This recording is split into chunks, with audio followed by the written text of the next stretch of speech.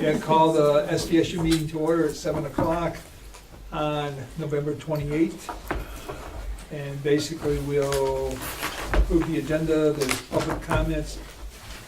Keep wanting to use this like my iPad.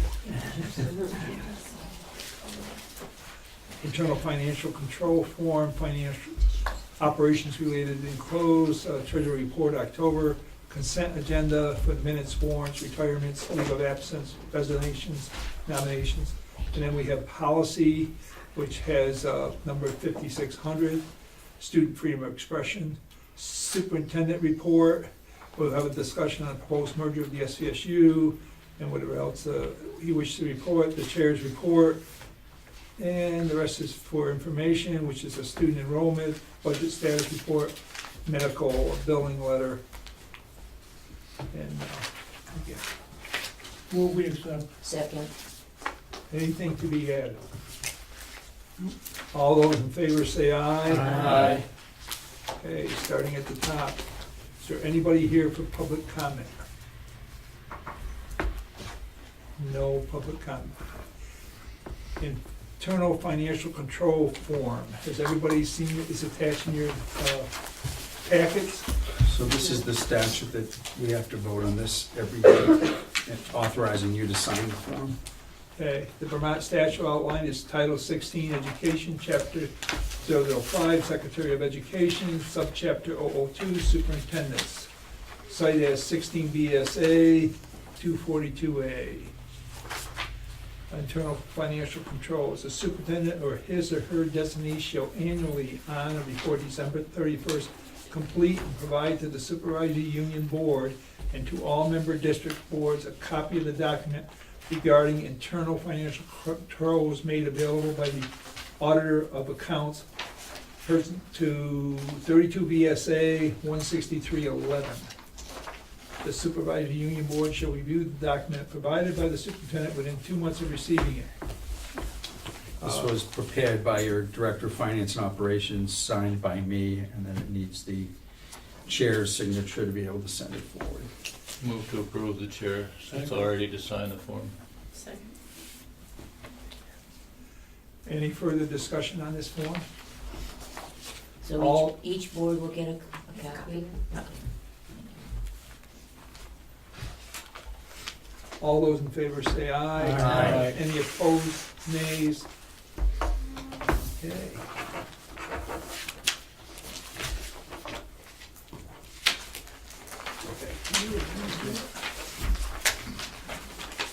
Finance operations related treasurer's report. Well, is there anything to be discussed on that? Will we accept? Second. No other discussion? All those in favor say aye. Aye. Opposed? Nays? Ayes have it. Consent agenda. So moved. Second. Any discussion on any of the items in the consent agenda? None heard. All those in favor say aye. Aye. Nays, abstentions? Abstention. You got one abstention. Okay. The ayes have it. 5, policy enclosed. Move to warn. Second. Student freedom of expression and school-sponsored media is what this is. Got a motion to move, got a second? Any discussion on that? Just to note that originally this was going to be a much larger document, and we were producing it word for word according to the Vermont statutes online, so there's a direct link as part of the policy to that. Anybody who wants to look up the policy can go straight to the link, And the statute? and the statute is right there in front of them, so Okay. no point in killing any more trees. Any other discussion? Sorry. All those in favor say aye. Aye. Opposed, nays? Okay, ayes have it. Superintendent report. Good evening. So the biggest news report is, since we last met, we had 2 new towns kind of thrust into us. And it happened, it really did happen that quickly, as many of you probably have seen from the newspaper reports. State board meeting of October 29th, state board member as in the closing minutes of that meeting made the suggestion that they should be looking at SU boundaries, which is, should be pointed out, is not part of Act 46. The state, and that November 30th deadline that all these mergers have to take place by, the authority to move supervisory boundaries has always lied within the state board. So it was suggested at that meeting. The following Monday, I got an email from the Secretary of Education, which I sent out to all board members for comment who are of those affected boards, and then responded by Friday to the Secretary of Education that the comments were all over the place, but we had some who were very much against it, a couple who were actually for it, some who were indifferent, and a lot of questions. I sent that off on Friday before the state board meeting, which was going to be held on the 15th of November. And then the following Monday, which would have been the 13th of November, the agenda was published online for the state board meeting. It might have been even earlier, but I saw it that Monday, that listed the secretary's recommendation that Arlington and Sandgate go here. And then the vote happened that Thursday, the 15th. So 10 days from when I first heard about it to a vote taken by the state board. Never really seen anything happen that quickly. I understand that it's one of the smallest SUs and it has to go somewhere because even though the boundary lines are not part of, under that deadline of Act 46, they did not meet the criteria for a standalone district. So they were, and BRSU successfully argued that they were too big with 1,100 students to take on the extra towns, and that they had no experience with a public high school, running a public high school, and we did. And that they, to be fair, they do have 12 towns or 12 boards that make up their supervisory union, but a lot of them are not operating. So I don't really think that's an apples to apples comparison. And the fact that Arlington was already part at one time of this SU, and Sandgate as a non-operating community that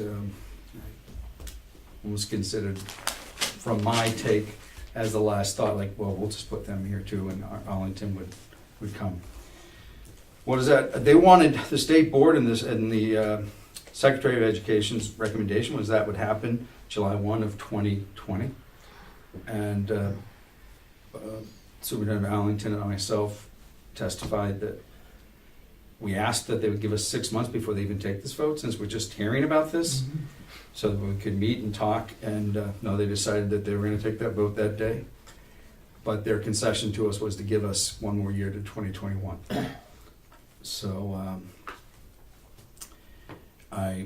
it's pretty much a done deal.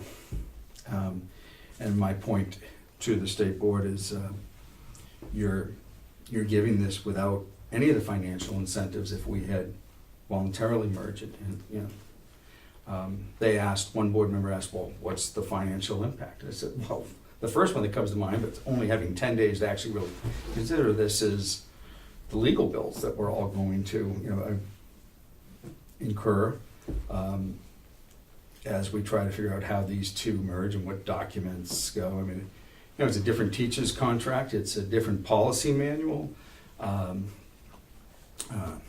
than we have. That's one thing about our supervisory union. We've been unified that way, that we share that. So now, and we pick up, 100 to 120 additional employees come 2021, and not really sure 300 somewhat additional students. So it will have impact on us, and how well we can all work together. that we'll be pledged to do. So that's the SU merger, you know, and it's not really a merger that, you know, it's not the simple term, it's not like their board gets dissolved and say Fisher Elementary gets merged with the new proposed elementary merger and they get 2 seats on that board, and Arlington High School gets part of the MAU board and gets 2 seats on that board. No. So the other problem with that is the secretary recommended that Arlington get 3 members on the SU board and Sandgate get 1. So when I questioned that, they said by statute, that's all that they can do. It's, if you're an operating school district, you get 3 seats on an SU board. If you're a non-operating, you get 1. It's 3 or 1, there's no room. So I sent off to the state board all the documentation. It goes back to February 2013 of when this board, by action of the state board, got changed because you were having a difficult time getting quorums. So you got there's a waiver option under the law in the state board voting. So I said, so why wouldn't Arlington get 2 seats? So what I need, why? Because they said that waiver was to this board, and now with the addition of those, there would have to be a vote to grant that. So Steve Stitzel drafted a letter for me that I have here tonight. He's recommended that it's written as I sign it, but the chair, this board, take action to authorize the chair to sign this letter. It's a petition to the state board that we hope will be on their agenda for their December meeting to again grant that waiver, and that Arlington will have 2 seats and Sandgate will have 1. Arlington will have 2 and an alternate, the way you were made up. Same as us, okay. Yeah. So my question is, well, what if the state board doesn't do this? Does that mean that everybody goes back to 3? And the answer I got was no. Arlington was given 3 by the state board. You currently have 2. So, so if the reps of the towns of the supervisory union then are upset if the state board doesn't grant the waiver, then we'd have to petition to put you back to 3 seats. I think it's time to sue the goddamn state over this stuff. It's ridiculous. And I pleaded at the state board meeting, why are you putting us through this? You are merging us. We already have, but they, nobody, the secretary, in fairness, the secretary of education wasn't there in 2013. I didn't have the documents with me at the state board meeting. So wait, I told them I know that there was action. I knew there was action taken, but I didn't have that in front of me to say that it should be 2 and 1. I thought it would be that simple, but so Steve Stitzel does think that it should be pretty much automatic, that they would, and I think it should be a slam dunk on the state board. You're giving us 2 additional towns, at least continue this, you know, and here, this, you gave us a waiver in 2013, why wouldn't you give us a waiver now? So, let me get that letter. Yeah, it was If chair, I- yes, you at the time. And if Yes, you were in the minutes. If I hear this correctly, they're saying that these members join our board. And if that's true, you can make they go by our rules. Yeah, because the SVSU continues as an entity. So I would agree, but that's not what the Secretary of Education is saying. So there's the letter. It basically outlines the history of what happened in 2013, asks for the membership. I do have to make a change to that because this doesn't list North Bennington as having an alternate, but they do, so I have to amend that, which means then Sandgate would also have an alternate. But in this first draft of the letter, it doesn't say that, so before it mattered. So we're gonna be reducing 3 boards and then gaining 2 back. Yeah, so a net loss of 1 board for the whole supervisory union. And a lot more travel. Isn't that much? Yeah. Yeah. I don't know what What the, happens to their buses? I was wondering if somebody from Pownell might ask that question. It's a good question. There, I would say the same would apply, right? That they have to comply with, transportation has to be provided through the supervisory union. Arlen, and we'll probably hear them when you make that statement up there. Right, because Arlington, like Pownell, operates their own transportation system, so. And their board can't merge with us, right? Because they're elementary, because they're K through 12, right? That's my understanding. Okay. Different order. Just like Doesn't why make they, any sense. they won't merge us with the high school board Right. because Right. the different. It's different makeup, okay. What the answer was, the general public could have that vote anytime, that only the, under current statute, only the public can make that, only by vote can that happen. So this is, as I said, gives a history of what happened in 2013 and asking that the state board, again, it states what the law is that authorizes them to vote a waiver to allow us to stay 2 members with an alternate for every operating school district, 1 member and an alternate for every non-operating.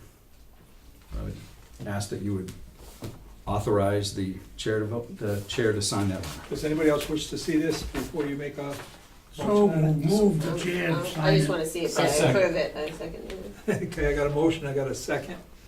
I think from what I just read, it's pretty well described and what the action is that the attorney is asking for. So we'll give you a second to read through it. First page sort of outlines where we are, and then it starts to ask the question on the next one of what we're requesting the board to do, What which is happened basically to, comply with. what happened to Sunderland? Where are they going? I think they already went to BRSU. BRSU. They went a couple of years ago, Yeah. Yeah. right? Yeah. Yeah. Looking at somebody who lives there, yeah. Right, yeah. Well, you know, we're talking about the merger here, but we were at the Capitol for the last 3 days, me and Cindy, for orientation. Be aware that we're not the only one talking about it. There's lots of people and lots of representatives that are talking about these mergers, and a lot of them are from towns that have not yet accepted any mergers whatsoever. There's actually a group of them that is thinking of taking legal action. I think you should take legal action. So you need to be aware of that as well. So I would, not knowing where the legislature's gonna go, whether somebody's gonna stick a bill out there or not, I would urge the board to be cautious and move slowly and make sure that you're doing the right steps before you do any mergers, including the elementary. Only because they might tell you this is what they're doing with Sandgate and Arlington now, but the next minute they might say that all those schools, elementaries, must fall in line with our curriculum that our SVSU has. They might have to fall in line with some other statements. And if they do that, it's kind of hard for us to move forward with elementary, only to turn around and have to do it again in 2 years and disrupt our elementary schools once again. I would rather do this smoothly, do it all at once, and then we can get on with what we should be doing, is educating our kids. So pending legal action, my hands are kind of tied, as what I have to do as the licensed professional. That's right. So if the state board, now, the state board met today. You know where they met today? St. Albans. So, Yeah. all right, so it's like, do you want an audience to go there? But, so today, I haven't seen what happened yet, but they were voting on the final draft of the Articles of Agreement, the draft, the default articles. And then they're meeting again Friday afternoon in Barry, when they will vote the final state plan. And from what I understand the process, then the clock starts ticking for me to form the transitional board that will be made up of the chair and the clerk of all those elementary boards. Transitional board will meet. Their first task is going to be decide whether they want to, you're going to love this term because we had so many of them, form an advisory committee on Act 46 to see if they want to amend, Richard's laughing there, he's been to many of those meetings, to see if they want to amend the draft articles of agreement to give Bennington 4 seats. And if the traditional board doesn't, then they have to want a vote. And it'll be a vote of all those 4 communities. My understanding, it won't be by community, but it will be the majority vote of all, like a combined vote, so it's not. So the transitional board has to first agree that they even want to do that. And then the next task of the transitional board will be a combined budget for those districts. So it is, I let Renee know, we're going to continue to move forward with our 4 individual budgets for those schools, but it's looking like we will not warn those for vote. That the transitional board will then take up the work of combining those 4 budgets into one, which will eventually be warned, which is making that that January warn deadline for a March vote difficult. And if the board votes first that they want to amend the Articles of Agreement, it will push off a budget vote for the elementary districts till possibly April. And, yeah, and I think the key is to remember that when you say this group of boards, I understand at this point, they all have equal votes. Yes, they all have 2 seats on that board, Mhm. on that transitional board. So based on what they feel about this majority vote of all towns might sway them in how they will vote Yep. on I any. make no any- predictions on how any of that will turn out. Just a comment on behalf of Woodford, they're pretty much in shock over the double-digit increase they're gonna see as it stands now. The rumblings tell me that we're not gonna see any improvement on that by adding Arlington and anybody else. And we haven't tied into this legal activity so far. But we're gonna have to answer a lot of questions by town meeting about where our budget's going, and I don't see how we're gonna be able to do that either. So sometimes they get a little desperate, and when they get desperate, they get angry up there. Well, you're gonna be defending the merger, is what you're gonna be doing. Well, And saying this is the reason why we're merging, and here's why the increase is occurring, which I don't envy. we have already done that unsuccessfully twice, so not sure. Pownell has done the same thing. So we're gonna have a very compressed timeline in the middle of budget season. So the pressure and stress on certain people who work in central office will be monitored carefully to make sure that. No days off for Who could that Let be? me- How does North Bennington play into this merger of elementary schools? It's not, They're right? not part of it, no. So they have no vote. Not on that, no. I think personally what we should do is the state board gave Arlington a couple years. And we have no clue financially what this is gonna do to any of our, if the elementaries do form. And I think they should hold off and give us that time too, So so we're that not we merge under together one time. When Arlington comes in, gives us more time to figure out financially, what does it mean for us? None of us know. But that would mean that you'd move forward with the budgets single again this year with the intent that you're gonna merge these budgets come the following March. I just don't understand why they're expecting 2 mergers. I mean, and I have no problem with Arlington and whoever else wants to join us, because we're pretty cool down here. But I think we should do it at the same time, and not, we're gonna do this, oh, and by the way, here's all your big money you gotta pay, everybody's gotta pay. Oh, wait a minute, now another year later, Arlington's gonna come in, oh, and look, this is gonna cost you more because they're gonna need central office workers, and we're all one, so we all get to share it again. That's a double whammy. I just don't believe the state should be doing that. I would say it differently. I'm not sure what Arlington financials are, but they've always been pretty well managed. You might find that Arlington is actually better financially than we are, and they might end up taking some of our debt. And their budget could change. But this law is the way it is right now. We And just that's, have to fight Right. it. my hands are tied, but to move forward, I have to comply with the deadlines that are there. And I had this discussion with our attorney, it is entirely possible that it could be a court case and an injunction that holds things up, but I have to assume that that isn't gonna happen, and I have to move forward and comply with these deadlines. Should we as a board be asking you to ask the state board if we could have that extension? Not saying they'll approve Yeah, it, I'm sorry, yeah. but that gives you a way of saying, hey, look, we're crammed to do these budgets, and then you're gonna tell us to merge these budgets, but we gotta do them all separate. And looking at what I just heard you say, that's gonna be almost impossible to do.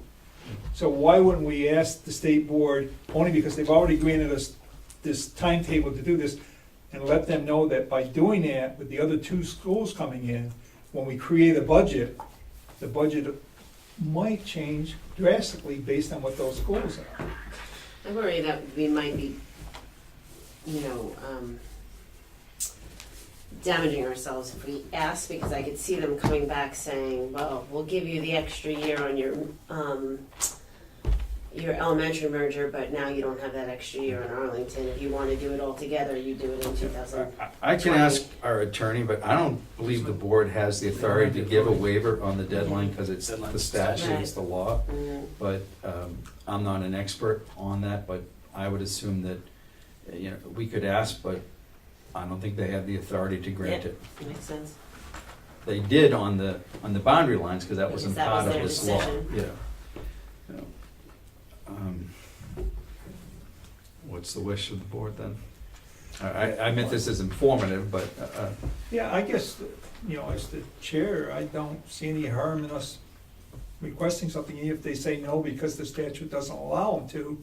At least on the record, we have tried to do something to enable us to better create our budgets and stuff. That doesn't mean that we don't move forward and do our budgets and do everything we have to do. It just says that if we do have a problem where all of a sudden all of our budgets fail or something else occur, we can say, put part of the blame on them for rushing us. That's the only reason why I would say, let's do the request. I tend to agree with you. I don't think statute lets them at this moment to do that. But who knows what the legislature might do in the way of extending a lot of these mergers through this year. well, I think that's probably where your best effort is legislative relief, as opposed to, if the state board is locked in by statute, you have to go back, who made the statute, Just like this SU boundary thing, I mean, the best thing about pushing it off for 2 years, you get time to decide what you want to do with that. And the state board voted to give you Arlington and Sandgate, they could vote to put them somewhere else too, a different board, a different time.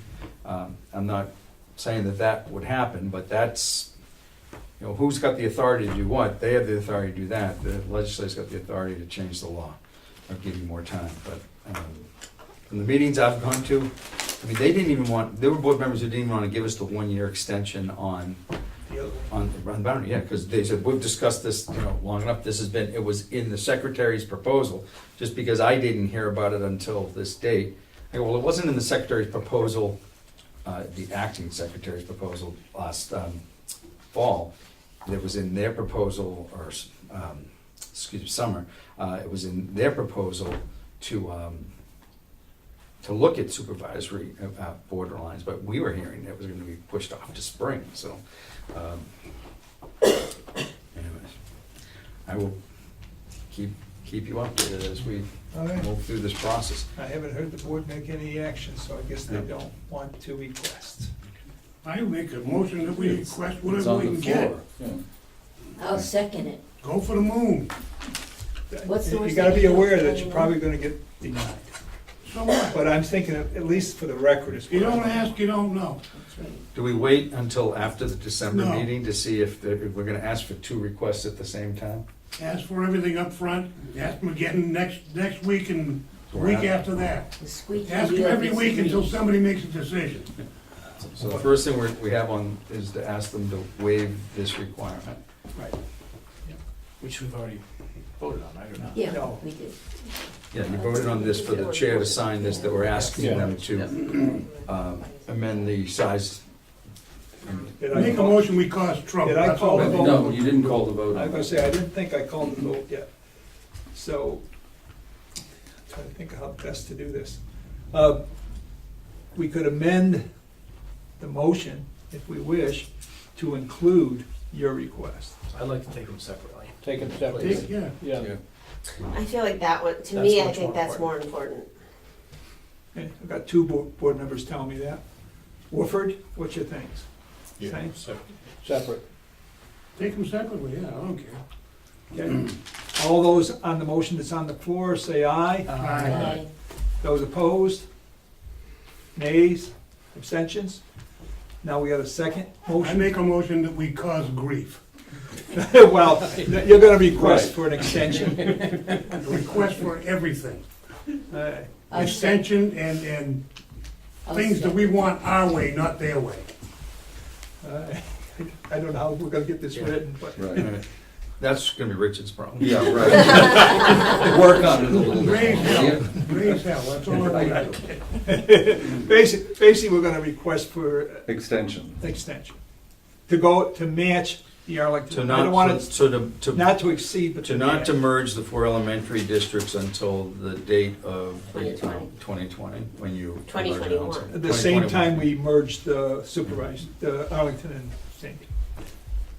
It should be a simple request, not a long drawn out. in my That's mind. good, I'll be retired by then. Okay. And Cindy, is that what you're seconding? Yes. Yes. Just so we know. All right. Everybody understand the motion before us? Repeat it. Basically, we're sending in a request that the board extend the merger of the elementary schools to match the State merger, Yeah. to the state board, to match the merger of Arlington and Sandgate with us, so we work on these things together instead of separately. That's what the motion is. Any other questions on the motion? All those in favor say aye. Aye. Aye.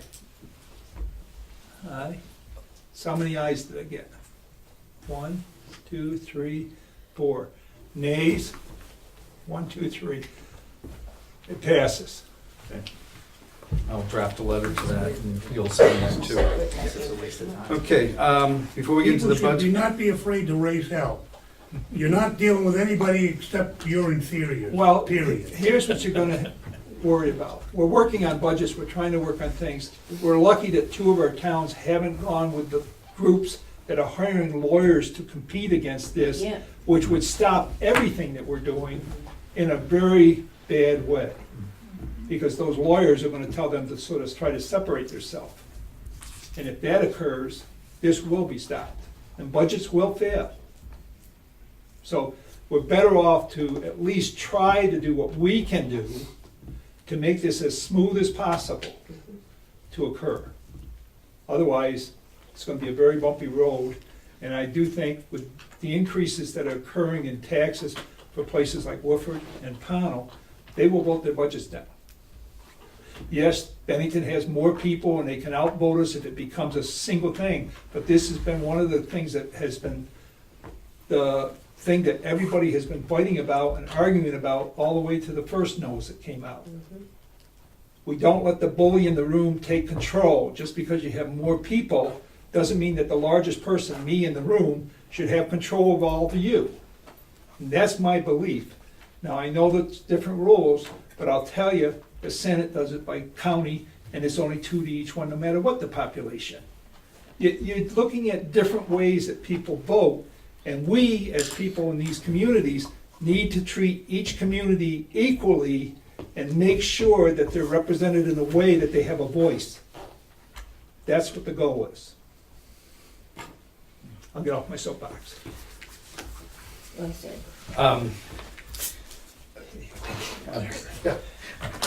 I'm gonna go on to the next topic. I wanted to talk to you, well, we could, I know I got people in the room on budget, so I wanted to talk to you about substitute teacher rates. We're having real difficulty attracting subs in our supervisory union districts. And HR tells me we haven't raised the rates here since when, Nick? At least 2008. Wow. So Nick put a proposal together. He looked at surrounding communities. The CDC has gone up. Hoosick Valley has gone up. So we have people who are telling our sub-callers that that's where they're going that day. And so we have a range of, did you have copies with them on this? No, I can run some more though. If you would. Yeah, that would be. And while you're doing that, I'm gonna divert to one other thing. December board meeting. I don't think we're probably gonna meet the day after Christmas or Christmas Day, whatever. So if Renee, do you have a suggested date? Because basically December meeting is gonna be a budget meeting. So with a small consent agenda. So we really should look for a December date. Once we get our calendar workers. Last year we met on December 18th. Okay. I'll just hold it.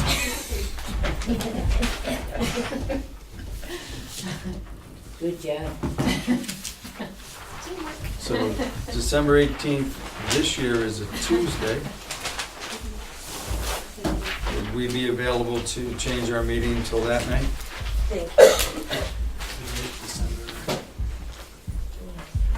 That's the week before Christmas. I can't do December 18th. I can't do Tuesday. Can you do Can we one? do Wednesday, That's coming the, down.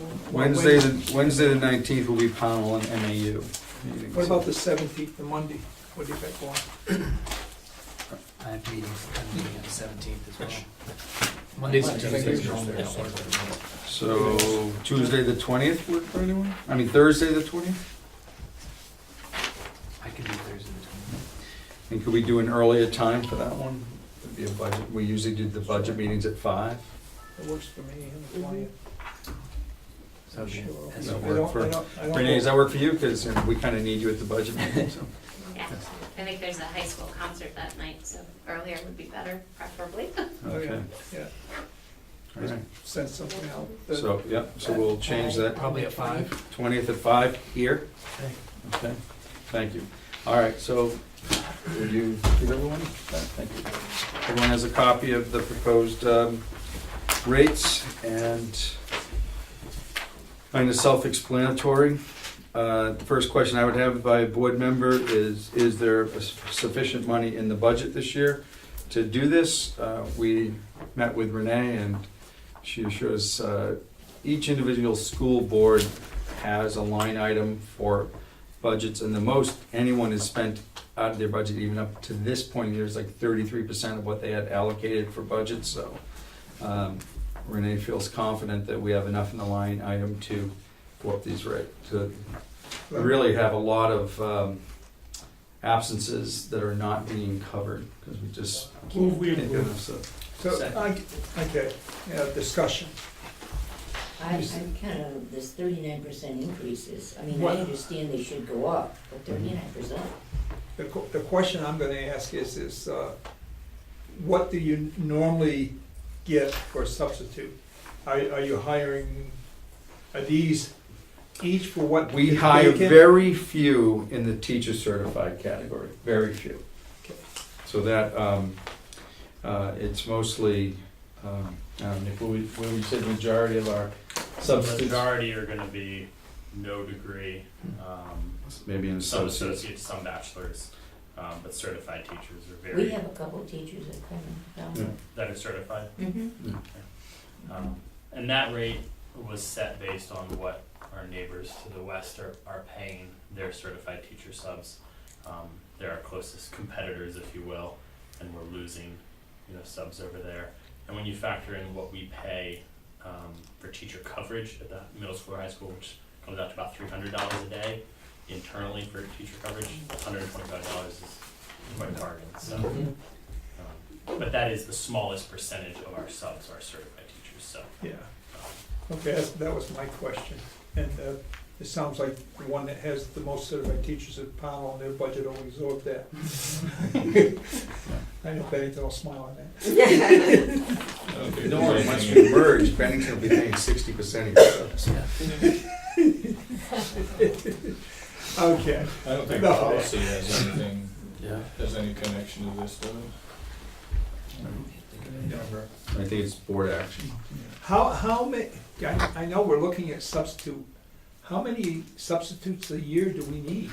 I guess it's one of the points. Are we, is that many people out? Do a survey. Yes. Yeah. Especially towards the Yes. end. Yeah, I mean, we don't have a good software program yet to help us track this type of thing. But if you factor in just teachers alone, with 350 teachers, they're entitled to 18 days a year. Not all of them are taking 18 days, but we're talking thousands of absences a year. Do we limit how many days at a time they can take, or? It's contractual, so that, you know, it really can. Wow. Yeah. So within what they're entitled to do under the contract, it can and is thousands of absences, and that's not including paras. We have paras to that, and some days 3 personal days. And it's not just a teacher being ill. I mean, the contract allows them to use sick days for family members or their members of their household. And that's the experience that we're seeing. And it also is coverage, substitutes are covered when we send teachers for professional learning. That impacts it too, so. Yeah. Yeah, just be it. And I know you say you don't have it, the software would be interesting to see how many teachers we have and how many substitute we're hiring, to see what percentage is not here to teach during that time period of because we have 180 days. What are we really losing for teacher being in front of the class? That's So just a- one of my goals last year in HR is still hasn't completed it, was dashboards for all schools so that we can at a glance check and see like what the average daily attendance is. We have that, but what type of day is being taken and what the totals are. It's getting That being close. Sarah, I've put it together, Yeah. so you should see it at your next. Yeah, so I could get it, but it was still a bit of work to put it all together, so we haven't completely unveiled that. But what I consistently hear from principals is they can't get enough subs. And what that does to elementary schools, I don't know if you've heard what Nick said, middle school and high school, because of the way their schedules are set, they will cover with their own teachers, like they'll basically buy a prep period away from a teacher who will then cover, and they'll put and they have to do that at the contractual hourly rate. So it's quality teaching, that you have a certified teacher from that department, like from the English department, that's covering for that English teacher. So it's quality teaching is still going on. And I am not convinced raising rates alone is going to all of a sudden, we're gonna have a huge increase in people who wanna be substitutes for us, but just the fact that we haven't raised the rate in so many years, it's worth a shot to see if this has an impact. But we'll be able to advertise, we do advertise for subs, so we'll be able to advertise the higher rate. Well, we have the film here tonight. What is it that you're normally looking for a substitute? There might be people out there that actually wants a substitute and don't even know what the steps are. They come in here and They come in here, apply, they'll go through a training, 1-day training with Laura in HR, and then we put them on, and we have to do a background check on them, and then they go on a substitute list that the sub-callers get, so. Yeah, because what I'm seeing here is you've got pairs teachers, no degrees. There might be a number of people out there with just an associate degree that think they So can't come in down here. to central office anytime during the day and Yeah. fill out an application, talk to HR, and we'll put them through the process. Come on down. I don't know if you'll have any more luck than anybody else that's wanting to hire people, Yeah. but. But I think that will make a difference, because people have spoken to me, and they say, well, we sub, but you don't pay much. Well, when you break down to the hourly rates, you can see that it's a pretty low hourly rate, so, yeah, and it's not easy work. No. There's no benefits. No. But if somebody wants a little Well- part-time work, it's Well, perfect. we did the math today. If somebody was here at that higher rate, right, every day, it comes out to like $22,000 a year. So With no bennies. With no bennies, yeah. So, Okay, so I had a motion, I had a second. End of discussion. All those in favor say aye. Aye. Okay, change the rates. okay, thank you, and that concludes my report. And I think as a chair, I've spoken enough tonight, so I will not go any further to make the meeting move a little quicker. And with that said, I think we're gonna adjourn and go into a budget I do ask you to read the Medicare letter C. I want to commend the people Okay. that we got that Oh, letter yeah, the Medicare. about how much our billing is up, and that's a huge improvement over what we've seen in the past. And that's an important source of revenue for us to draw. So a thank you to the two individuals that are working in that department in that letter. So, Yeah. and, Yes, and basically, I'm just gonna read the letter without Okay. who it came to you, Yeah. dear superintendent. Congratulations on the wonderfully successful year with Medicaid billing. Within the last 2 years, we have seen substantial growth in your Medicaid claims submission and subsequent monies paid to the supervisory union. Just between fiscal year 17 and fiscal year 18, there was nearly a 37% increase, equaling approximately $189,000. Please take the opportunity to appreciate Penny Simmers and Loretta Vickers for their achievements. They are a very committed team who work exceptionally well together, as well as being extremely diligent about getting any possible claims submitted. This proves to maximize money that may be reinvested by the Southwest Vermont Supervisory Union. With the continued support by the administration and the service providers within the SU, I look forward to another highly successful year working with your Medicaid team. So, if the board so chooses, I assume we all agree that they've done a wonderful job and want to thank them and hope to see this continued improvement. Agreed? Because it wasn't all that long ago, we had somebody standing in front of this board complaining because money wasn't being spent from these things. So it's good to see that there's an improvement. Thank you. And, thanks, Penny and Loretta. yeah, very much so. We thank them.